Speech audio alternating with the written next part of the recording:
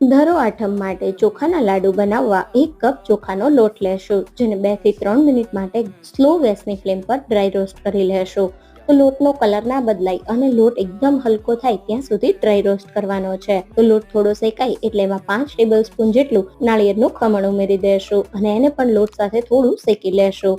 હવે એમાં અડધા કપ જેટલી દૂધની મલાઈ ઉમેરીશું. જો તમારે મલાઈ ના ઉમેરવી હોય તો તમે એની જગ્યાએ ઘી પણ વાપરી શકો છો.